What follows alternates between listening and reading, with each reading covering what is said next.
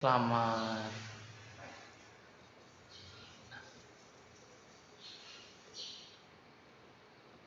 Langsung saja untuk materi yang kemarin, kita lanjut materi sekarang sebagai bahan daripada kinerja saya.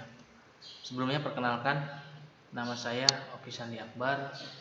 Saya pengampu mapel BTIK di OPD SMA Negeri 1 Ciniruk, Kabupaten Kuningan, cabang dinas wilayah 10 Provinsi Jawa Barat. Nah, untuk materi sekarang dilanjut masalah topologi jaringan. Oke, topologi jaringan. Nah, kita langsung ke definisinya.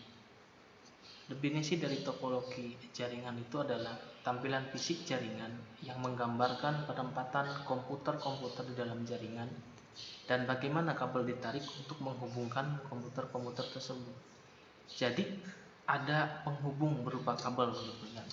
Yang sering dipakai adalah kabel yang biasa dan kemudian kepalanya menggunakan RG seperti itu. Nah, selanjutnya adalah macam-macam topologi jaringan.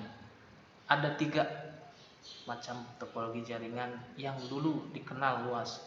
Nah, untuk yang 2 di bawah itu adalah pengembangan daripada 3 topologi jaringan itu.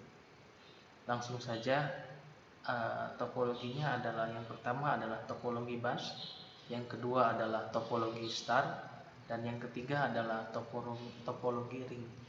Kemudian yang keempat adalah topologi tree, dan yang kelima adalah topologi mesh. Nah, langsung saja untuk penjelasan, kita lihat dulu bahkan daripada topologi bus. Nah, kenapa disebut topologi bus? Nah, karena seperti ini. Kita lihat gambarnya. Jadi bentuknya seperti bus, dia panjang seperti itu. Nah, yang pertama adalah adanya di side kiri dan kanan dari sebuah kabel yang sehingga kabel itu terhubung semua gitu, seperti itu.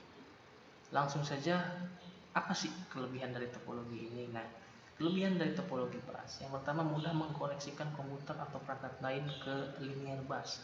Karena dia memang satu jalur, jadi sangat mudah. Kita tinggal hanya menyambungkan daripada kabel utama seperti itu. Kemudian jumlah kabel lebih sedikit daripada topologi star.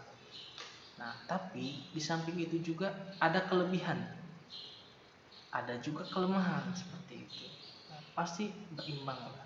Untuk kelemahan topologi bus ini ada 4 poin yang saya tulis. Yang pertama adalah jaringan akan terganggu jika ada salah satu komputer yang mati. Nah, dapat dipahami berarti ya sampai sini. Kalau dia satu kabel, gitu kan, salah satu komputer mati, berarti bukan hanya kabel dan komputer itu saja, tapi kabel utamanya juga ikut berpengaruh seperti itu. Memang terlalu riskan. Di samping kemudahannya, ada juga kelemahannya seperti itu. Yang kedua, membutuhkan terminator di 2 sisi ujung dari jaringan. Memang kalau hanya satu terminator, ujungnya itu tidak akan terkoneksi gitu. Yang ketiga adalah sulit untuk mendiagnosa jaringan ada masalah atau putus seperti itu, karena dia satu kesatuan seperti bus panjang seperti itu. Memang agak susah untuk mendiagnosanya, harus satu-satu. Kemudian bukan solusi terbaik untuk mengatasi perkantoran yang besar. Memang topologi ini hanya diperuntukkan bagi kelas-kelas yang sekiranya kecil seperti itu. Lanjut. Nah, yang kedua adalah topologi star. Kenapa disebut topologi star? Karena dia bentuknya seperti bintang seperti itu. Nah, ada satu jaringan hub di tengah, kemudian ada 4 daripada komputer, kemudian satu server seperti itu.